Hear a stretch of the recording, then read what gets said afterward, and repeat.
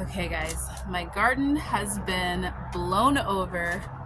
There is stuff everywhere from the storm and it has been chilly. But don't let that fake you out, Arizonans. This is just fake fall. Hi everyone, welcome back to my channel. I'm Shamira Benson, one part of Team Benson, and my garden got some rain, guys. We got some really good rain and super high winds. So there's stuff blown everywhere. So I thought I would do a garden tour. We're a little late in the evening, but I want to do a garden tour before we start like really putting things where we're going to be putting them, which is going to be soon. But we are going to wait a week because it is going to be hot. Now, right now the garden is beautiful. It was like 70 degrees or 72 degrees all day today. I think the high was probably like 75. And this week's going to be beautiful. But next week we're going to be 97 again. So a lot of my things, I got a bunch of extra starts that I have out here, but I'm not putting them out just because I don't want them to die in that last bit of hot heat before we actually cool down for the fall. But let me show you what I got going on, guys. Okay, so we are gonna start up here. As you guys can see, it is like wind blown out there, so I am going to definitely need a broom because it is just everywhere. Stuff's everywhere. But our garlic is starting to come in. I'm super excited. I talked to my friend Sorrel, she's the one that gave it to me, and I am going to start feeding the garlic because she said to feed the garlic some fish fertilizer. So I'm gonna make sure I do that. And then also I had some garlic that just sprouted on my countertop, so I just put that in here. So I don't know what variety of garlic this is, but we'll see what happens. It's from Costco. Down below here, this one is my cascading garden bed, which I love. We have some herbs going on. We have some rosemary, some lemon thyme, some chives, some sage, dill, and some German thyme. Over here we have a peppermint that looked like it got just tore up during the wind. We have a moringa tree, which also got tore up during the wind. I'm probably going to give that one a little bit support. Maybe grab one of those sticks and just stick it in there. And then we have a variegated oregano, which is so pretty. This is one of my ones that I love growing because it's pretty, but usually it gets attacked by bugs. So guys, I once decided I was going to grow a purple and variegated garden. Sounded like a beautiful idea, but it got attacked by literally everything. Everything ate that garden. So now I just grow a lot of like, you know, just the regular things that don't have anything special to them. They're just green and they grow just fine. They don't get attacked. But I wanted to grow that variegated oregano because I always think it's really pretty. So yeah. Hopefully it doesn't get attacked. Now underneath here we have some collard greens. I'm probably gonna let them free for a day or so, but I really don't want them to get attacked by bugs. And how I keep the moth from flying on them is I cover them. Usually they are the ones that get attacked along with my bok choy. So the bok choy is in here too. I do have a purple bok choy. I have two of them actually. So we're going a little bit with that purple and variegated. I'm kind of easing my way back into it. Maybe that was just a bad year. We have some spinach. Now I got a lot of starts this year because we are late on the garden. So I have a ton of spinach that I want to grow a lot of to get in the freezer. We have another bok choy that I need to find a place for. These are some starts that I started that aren't looking great, but we have some kale right there. And then that one is a daisy. Over here we have some squash. I'm just giving the squash another chance. I'm just hoping I get another squash this year, just a little bit, because yeah, this has been crazy. So I have not had a good summer squash year in seasons, like a couple of seasons. Now my winter squash have grown just fine, did well, love them. My summer squash have suffered. So a lot of people have said that they grow their summer squash during the fall. So this is the first time that I'm gonna try growing my summer squash during the fall. And we'll see how it goes. Now I do have a lot of starts this year that I got from different nurseries and friends, and then also I am starting more on my own, but it has been a lot going back and forth, and I want to make sure my garden is full, and I'd rather get some, since we still have like starts available, rather get them in the garden than not. But I will be going through and planting a lot of seeds because some of my things, like I think that kale, every time I plant kale directly in the garden, it always does well. But when I start it, I don't know if it's the temperature of my house or something, but it always just gets really, really stunted. But I was worried this year because we were so hot for so long that if the kale started, it would not grow, or I would get it and put seeds in the ground and then it wouldn't grow just because it wasn't getting enough sun to like really germinate, and it got too cold too quick. I'm over here and I'm seeing some little lizard actions. There's some Franks over here, guys. That's how I get ADD in my garden. There's actually 2 lizards. One's underneath that corn husk, and that one is like been threatening that one because they both have been getting bugs out of this bed. So hilarious. Now guys, this whole area is not planted out, but I am going to be going through and giving a lot of these pots, like these ones, I'm throwing away that are cracked and damaged from like just the heat and the wind. But all of these pots I want to give new soil to, because they have been growing for years at this point, and I think that they need some healthier soil, and we have another bed to fill. Now in here, I just got these ones. This one is the purple cabbage. Once again, I'm trying it out, guys. We'll see how it goes. I got some chocolate mint because my chocolate mint died, unfortunately. So did my mojito mint, so I got another one of those, which I think I got the wrong one. Yep, I got the wrong one, so hopefully it looks like a mojito mint. So yeah, the leaves are bigger. I got a candy onion. Now I like buying onions like this just because you can easily separate them, so you can get like a whole lot of onions for like $2. And then I have one of the curly parsleys. I just wanted a curly parsley that was not the size of the ones in my house, which are super, super small. So I got this one just to kind of get us started with some parsley outside so we don't use all the dried. And then we have some Chinese cabbage here, and then this one is a butter crunch lettuce. Now I had a lot of reservation about getting my butter crunch lettuce and my cabbage right now, just because those ones will attract like cabbage loopers a lot more.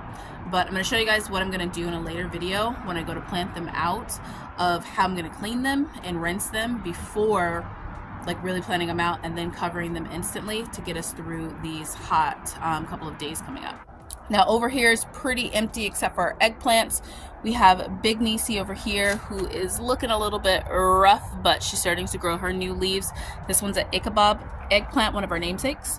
And then we have our Black Beauty, which is also looking a little bit rough, but it's going to start growing out new leaves too. It's just the time of the year for them to do that, so don't be alarmed, guys. Now over here we have another Black Beauty eggplant. We have some stevia. Now I had the stevia that grew back right there, and then I planted another full stevia that I got. I'm trying to get this whole thing to be pretty full, because stevia kind of grows just in its 2 stalks. So it doesn't really fan out that much, so you need a bunch of them planted there. And I was hoping that one would have gone to seed, but it didn't. It just kind of grew itself back. So I gave it a friend. We have some spearmint right there, one of my favorite mints. We have some basil over here doing really well. And then we have our peppers. These ones are red, green, and yellow peppers. And then these ones, I have 2 banana peppers back here. And then this one is a Carolina sweet pepper. I had 2 other Carolina sweet peppers. The heat killed them. So I am starting some sweet Marconis in the house to fill their space. Now over here, our lemon balm is looking slightly crazy, but it'll come back once the temperatures kind of like level out. And then our curry, oh my goodness, guys, I have curry seeds everywhere because the curry, this whole branch lost all of its leaves from the windstorm. So I need to give it a little bit of support because it's all blown over, but I think that it'll be fine. We have our grapevine, which is Yuli, and then we also have our Mexican gray squash over here. And back there, this tree has gotten stronger and stronger and stronger, and that is our dwarf mulberry. So now the storms don't even bother it because it is now very, very strong. So guys, this is why a lot of times, like my trees, I just let Actually, everything. I kind of let the weather do what it's going to do, because letting them get wind blown like that and getting used to that gives them really strong roots. And so whereas my mulberry used to get blown almost all the way over and I thought that it wouldn't survive, it now does amazing in these windstorms, and we get high winds here in the desert. So over here we have our indigo. I cannot wait to grow this because it's supposed to grow a dye, like a flower that you can use to dye things blue, like an indigo blue. So I'm excited about that. We have a San Marzano pepper, and then we have our serrano peppers right there. Over here we have some things that I had started in the house and I've just moved out so they can kind of harden off. We have some Roma tomatoes all over here. I gave a few to my friends, so we'll see if I have a few more. I'm kind of seeing how these ones survive. They got wind blown again, so hopefully that one will be okay. And then we also have some poblano peppers right here. These ones I didn't grow inside. I got it as starts. We have some, what is this? This one is a suyo long cucumber. Cucumber is another thing that I like growing fall cucumbers. So as you guys know, I hate growing summer cucumbers where everybody else grows them. I normally grow my Armenian cucumber, and that is our cucumber fix for the summer, but I only like growing the fall cucumber. I only like growing regular cucumbers in the fall because they're sweeter. I find that when I grow them in the summer, they're just not sweet unless it's my Armenian cucumber, which really isn't a cucumber, it's a melon, but it tastes like one. This year, we had a Brooklyn instead of our Armenian cucumber.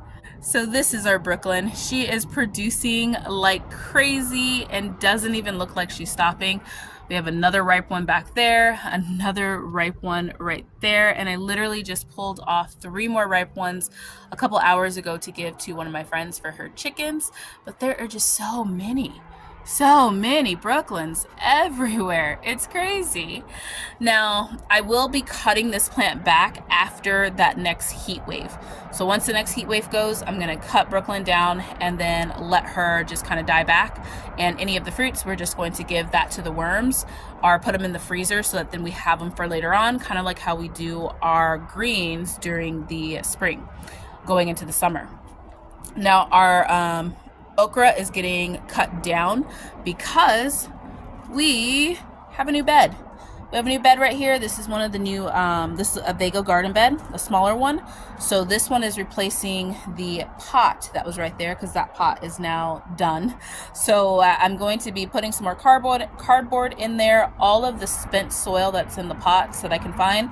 I'm going to fill it up halfway so that then I don't have to use so much compost, and it'll give like the worms and stuff something to kind of go through and eat and kind of just really decompose. Now over here, I also have some jalapeno peppers that are all starting to straighten up. My jalapenos and my serranos are starting to straighten up because they were like leaning, and so they're starting to get bigger, so I'm excited about those. So guys, I'm trying to put in some more like permanent structures, especially ones out here in like my bed area, like ones where I can have like the bed touching the ground, because it gives the worms a lot more to eat and they're not stuck in a pot, and I want to use that area that I have. When I purchased the house, it already had this big patio and I didn't want to rip up the patio, so we used a lot of pots and different things like that to put in there. But out here, it's a lot of area where the earthworms can kind of really dig down in there. We have really tough soil, really hard soil to get into, but I have found that some of these big beds, like these ones over here that touch the soil, I now can go down really deep in there because the earthworms have basically turned that soil over, and it makes it to where it just grows a lot more healthier like vegetables and bigger vegetables because the roots can go even further down into the ground. So I want to make the most out of this area and put in raised beds, since I don't have a lot of space for raised beds in my garden. Now over here we have our medicinal bed. I do have another bed that I can put right here, but I think I'm just going to leave this one that I have. So we have some echinacea there and there. We have some evening primrose right there, and then now our chamomile is over here. We also have our butternut squash. I think this butternut squash I'm losing, but this one is doing pretty well. I've started to kind of like encourage it to climb up this arch, so I have to put like another like little hook on it, but it's starting to do pretty good. And then our green beans, I don't think those survived that last heat wave. Lastly, over here, I don't want to forget our Malabar spinach is coming in nicely. I do need to trim it down to 1 Malabar spinach, but that one will climb up this pole right here. And then our lemongrass is getting ready to get a huge haircut because we are going to use all this lemongrass for mulch. So lots and lots of cleanup and moving around and creating new beds in my little small space. It's always hard doing because we have so much back here that getting it all cleaned up, especially after a storm, it takes a lot of effort because it's like a cramped little space. But I'm excited to grow everything that we can for this fall. I want to put in as much as I can possibly so that then we can get freezers full because we are not growing out on our land this year. So I do have an update that I will give you guys in another video. Kind of we're just moving and shaking along with getting that done. But for right now, we're getting as much planted as we can in our small space garden. So until next time, grow yourselves a garden because even a small space can provide you with tons of food. Bye guys.